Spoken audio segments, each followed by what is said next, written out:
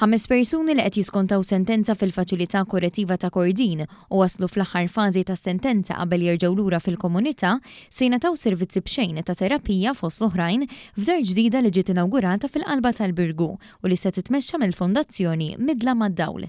Dar Blaħitan ġiet inawgurata f'konferenza tal-aħbarijiet bit-tema Malta Ġusta fejn ġiet spjegata l-ħidma tal-Gvern permezz tal-baġit għas-sena d-dieħla biex jisaħħu s-servizzi riabilitattivi fil-komunità.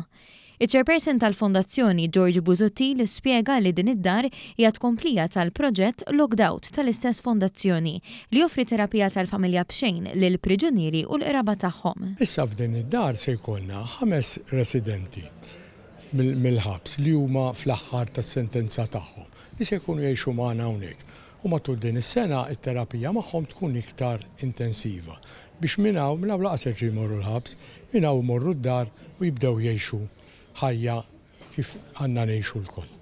Iżda għaliex dar Blaħitan? Tan-nies ħafna drabi jkollhom ħitan imdawrin magħhom li ma jħalluhomx jgħixu kif għandhom jgħixu.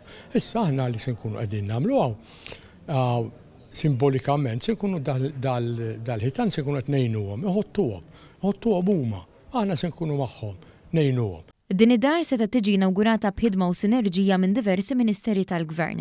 Il-Ministru għall-Akkomodazzjoni Soċjali u Affordabbli Rodri Galdes spjega kif madwar 3 snin ilu ġew identifikati numru ta' proprjetajiet li kienu fi stat ta' abbandun u li kellhom bżonn restawr.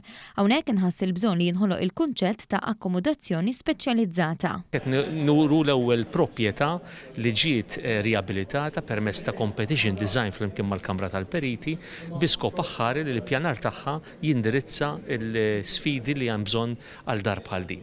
U hawnhekk flimkien mal-priġunieri li ħajkunu qegħdin jiskontaw jew kellha jħorġu mill-programm tagħhom jingħataw ukoll servizz ta' għajnuna temporanju biex jerġgħu jitilqu lura fil-komunità. Il-Ministru għall-Intern Byron Camilleri spjega kif il-Gvern qed jifoka ħafna mill-ħidma tiegħu f'dan is-settur fuq ir-rehabilitazzjoni, kemm bl-għajnuna tal-professjonisti u anki bis-sem tal-Gvern li jgħin fi proġetti bħal dawn maqdiet u fondazzjonijiet li jaħdmu bris dawn il-persuni.